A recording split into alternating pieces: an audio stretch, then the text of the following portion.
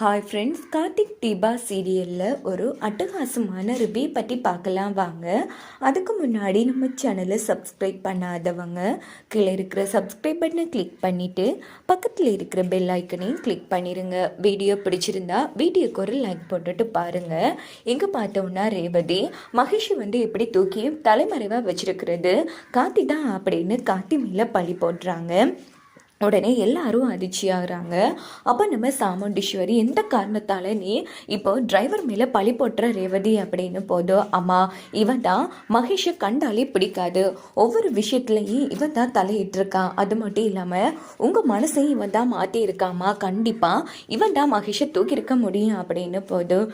என்ன ரேவதி, நம்ம கூடவே இருக்கிறவர் ராஜா, நம்ம குடும்பத்து மேலே எல்லாரையும் விட நல்லா அன்பாகவும் பாசமாக இருக்கிற பையன். அப்படி இருக்கும்போது ராஜா எதுக்கு மகேஷை கடத்தணும், எல்லாம் என்ன கல்யாணம் பண்ணிக்கணுங்கிற ஆசையில் தாமா, கண்டிப்பாக இவன் தான் கடத்திருக்கான், ஒழுங்கு மரியாதையா மகேஷங்கன்னு சொல்லு அப்படின்னு போது.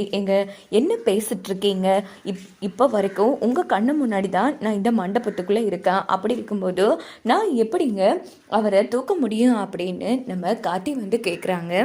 உடனே சந்திரா சிவனாடியே சொல்லவா வேணும், கண்டிப்பாக சந்திராவும் அந்த இடத்துல ஏற்றி விடுவாங்க. உடனே சந்திரா அக்கா இப்போ வச்சு புரிஞ்சுக்கோக்கா, அன்னைக்கு நிச்சயதார்த்தத்தில் அன்னைக்கும் மகேஷை வரவிடாமல் பண்ணா, இன்னைக்கு கல்யாணத்தில் ஒரேடியாக தூக்கிட்டான். ரேவதி சொல்கிறது தான் நிஜம், நீயே யோசிச்சு பாரு. அது எப்படிக்கா முகூர்த்த நேரம் வரக்கிட்டால அது எப்படி கார்த்தி மகேஷ் சரியாக காணாமல் போகலாம், கண்டிப்பாக இவன் தான் ஏதோ பண்ணியிருக்கணும் அப்படின்னு போது இந்த பக்கம் எல்லாரும் ராஜா மேலே பழி போட்டுட்ருக்காங்க. மேடம், சத்தியமாக சொல்கிறேன், நான் எதுவுமே பண்ணல, உங்களுக்கே தெரியல அப்படின்னு போது. இங்கே பாரு சந்திரா, நீங்கள் வேணும்னா ராஜாவை நோட்டம் விடாமல் இருக்கலாம், ஆனால் இப்போ வரைக்கும் கல்யாண வேலைகள் ஆரம்பித்ததுலேருந்து ராஜா என் கண்ணோட்டத்தில் தான் இருந்துகிட்ருக்காரு, கண்டிப்பாக அவர் தூக்கியிருக்க வாய்ப்பே இல்லை அப்படின்னு போதும். ஐயோ, என்னவா இது, இவ்வளோ அணித்தரமாக அவரை நம்பிட்டு இருக்கீங்க? இங்கே பாருமா, நான் தாமா சொல்கிறேன்ல, என் கண் முன்னாடி தான் ராஜா இருக்காரு. அப்படி இருக்கும்போது எப்படிம்மா தூக்க முடியும்?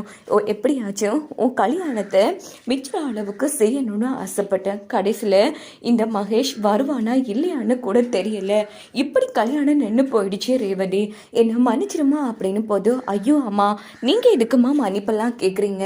அதெல்லாம் ஒன்றும் இல்லை அப்படின்னு போது. இல்லம்மா, இவ்வளோ ஏற்பாடு பண்ணியும் உன்னோட கல்யாணம் நின்று போகக்கூடாது, அதனால நான் ஒரு முடிவு எடுத்துட்டேன். என்ன முடிவத்தான் அப்படின்னு சொல்லிட்டு மயிலோடி வராங்க.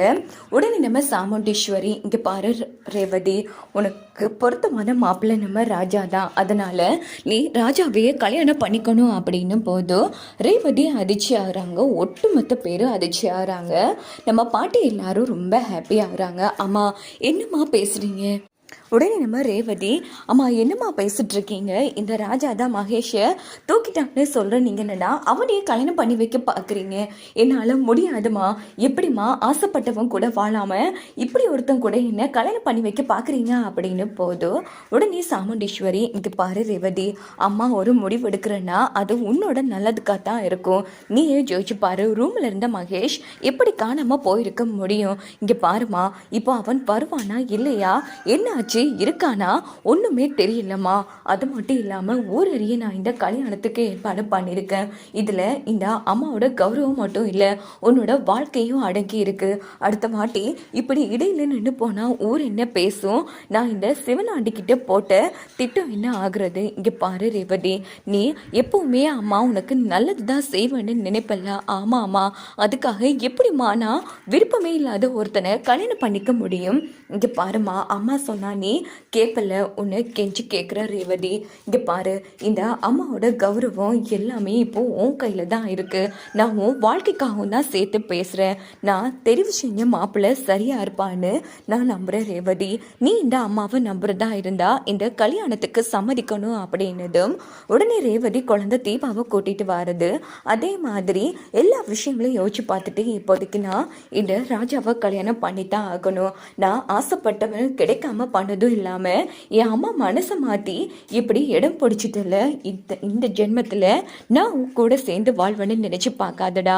என் அம்மாவோட கௌரவத்துக்காக மட்டும்தான் நான் உன்னை கல்யாணம் பண்ணிக்க போகிறேன் அப்படின்னு யோசிச்சுட்டு, சரிம்மா உங்கள் முடிவு தான் என்னோட முடிவு அப்படின்னதும் இடையில சந்திராலாம் பேசும்போது சாமுண்டீஸ்வரி தடுத்து நிறுத்திடுறாங்க.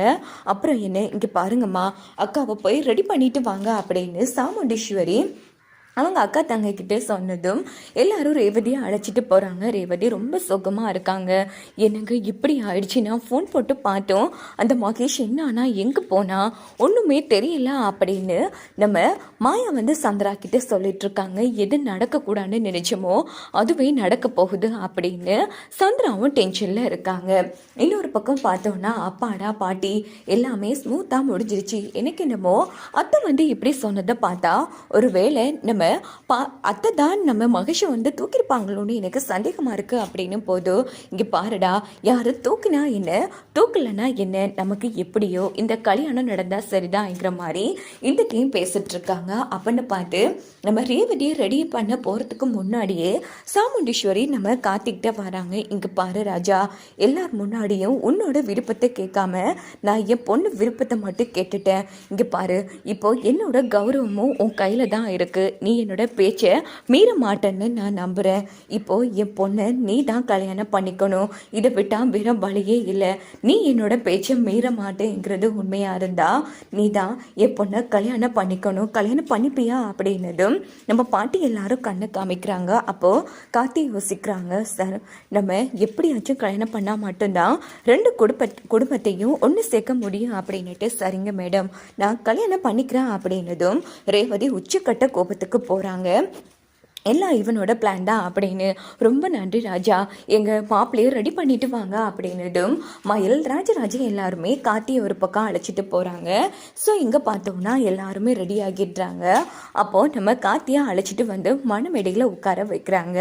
இந்த பக்கம் சாமுண்டீஸ்வரி தான் சாதிச்சதா பாட்டியையும் சிவனாண்டியையும் வில்லத்தனமாக பார்த்துட்ருக்காங்க. இன்னொரு பக்கம் பார்த்தோம்னா நம்ம ரேவதியை அழைச்சிட்டு வர சொன்னதும் ரேவதியை அழைச்சிட்டு வந்து காத்தி பக்கத்தில் உட்கார வைக்கிறாங்க. இந்த பக்கம் கார்த்திக்கிட்ட வந்து தாலியை கொடுத்து உடனே நம்ம சாமுண்டீஸ்வரி வந்து தாலியை கட்ட சொல்கிறாங்க. இப்போதைக்கு இந்த குடும்ப கௌரவத்துக்காகவும் இந்த குடும்பம் ஒன்று சேரணுங்கிறதுக்காக தான் நான் உன் கழுத்தில் தாலி கட்ட போகிறேன் அப்படின்னு காத்தி யோசிக்கிறாங்க. இந்த பக்கம் ரேவதி வந்து நீ இப்போ வேணும்னா என் கழுத்தில் தாலி கட்டலாம், என் அம்மாவும் மைக்கி, ஆனால் நான் உன் கூட சேர்ந்து வாழ மாட்டேன் அப்படின்னு யோசிக்கிறாங்க. இன்னொரு பக்கம் பார்த்தோன்னா சாமுண்டீஸ்வரி வந்து காத்தி வந்து ராஜா வந்து தாலி கட்டலைன்னா இந்த கிழவி அவள் பேரனை அழைச்சிட்டு வந்துடுவா அப்படின்னு யோசிக்கிறாங்க. தாலி கட்டுறதே என் பேரந்தாண்டிங்கிற மாதிரி பாட்டி யோசிக்கிற மாதிரி காமிச்சு இந்த எபிசோட்டை முடிச்சிடுறாங்க. ஸோ இந்த திருமண எபிசோட் முடிச்சதுக்கு அப்புறமா ஹாஸ்பிட்டலில் ஷூட்டிங் நடக்கிற ஒரு வீடியோ காமிச்சிருந்தாங்க. எனக்கு என்னமோ ஒரு வேளை நம்ம காத்தி பற்றிய உண்மை இங்கே இருக்கிற யாராச்சுக்கும் தெரிஞ்சு எது பிரச்சனை வந்துருச்சா இல்லை வேறு எதுவும் விபரீதம் யாருக்கும் நடந்துருச்சான்னு தெரியலைங்க. ஏன்னா ஹாஸ்பிட்டலில் தான் வந்து அடுத்த எபிசோட் வந்து கொண்டு போகிறாங்க. ஸோ ஒரு வேளை திடீர்னு பாட்டிக்கிட்ட நம்ம சாமுண்டீஸ்வரி எப்படி என் பொண்ணு கல்யாணத்தை நடத்தி முடிச்சுட்டு பாத்தியா அப்படின்னு போது உடனே பாட்டி வந்து இன்னும் உன் பொண்ணு கழுத்தில் தாலி கட்டியிருக்கிறதே என் பேரும் தாண்டி அப்படின்னு சொல்லுவாங்க போல இருக்குது. அதனால தான் தாங்க முடியாமல் சாமுண்டீஸ்வரி உடம்பு சரியில்லாமல் போயிட்டாங்களோ என்னவோ தெரியல, இல்லை வேறு யாருக்கும் பாட்டி அல்லது தாத்தாவுக்கு எதுவும் உடம்பு பிரச்சனையானு புரியல. ஸோ வாங்க வெயிட் பண்ணி பார்க்கலாம். ஆனால் யாருக்கும் எந்த பிரச்சனையும் இருக்கக்கூடாது. கல்யாணம் முடிச்ச கையோடையே காத்தி யாருங்கிற உண்மை நம்ம சாமுண்டீஸ்வரிக்கு தெரியணும்னு நினச்சவங்க